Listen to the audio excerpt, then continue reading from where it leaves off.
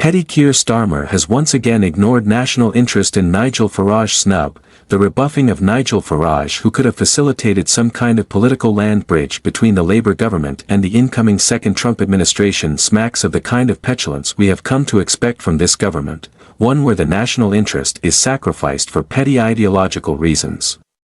Donald Trump's landslide victory could bring with it tariffs and trade wars which European countries can ill afford, least of all a country already led by a government determined to scare business away through tax rises, what with the ideological gap between Sir Keir Starmer and the returning Republican.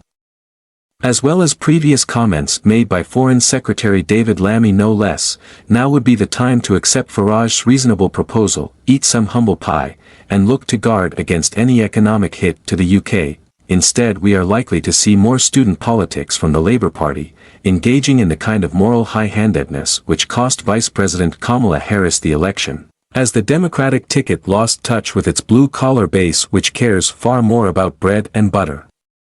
Issues like jobs, crime and immigration than the state of democracy, trans rights, or even abortion. Sir Keir's Labour ought to be similarly mindful as three-way marginals start to open up nationwide, especially in northern and coastal areas, that rather than benefit from any split in the right-wing vote, his party could find itself losing directly to Reform UK as the latter wins over working-class concerns over the economy, migrants and crime. Like it or not, the UK is stuck with Labour until 2029, and the Donald is likely to be in office until the start of that year as well.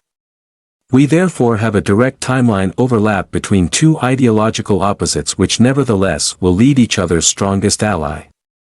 Can Britain really afford to be at loggerheads with Washington until the decade's end? In the end, the UK is in no position to cope with a trade war, on top of Rachel Reeves's tax raid as well as an economic policy which is fast scaring away foreign investment.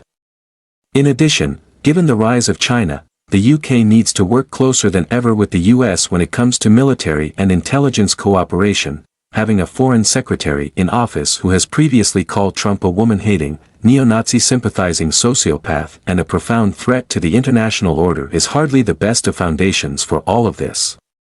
Hence accepting Farage's offer would not only help smooth the path, but could even be clever politics for Labour as it seeks to win over wavering reform supporters at home. But no. Alas, the Labour government's petulance seems to be winning out, preferring to point score with its North London base rather than put the interests of the UK front and centre. Make no mistake, economically and militarily, this is set to be a bumpy half-decade. The last thing Britain needs is an ideological and political gulf with its closest ally, sacrificing historic bonds on the altar of political dogma. Farage's offer should be reviewed by Labour and reconsidered at the earliest possibility. Eating humble pie would do this government some good. Love him or loathe him, Trump is back, and the UK will have to work with the new commander-in-chief. The UK cannot afford to be caught up in trade wars and economic hardships. It seems that Sir Keir and co. are already costing Britain dearly, first on the budget and now in refusing help to smooth the path with Trump.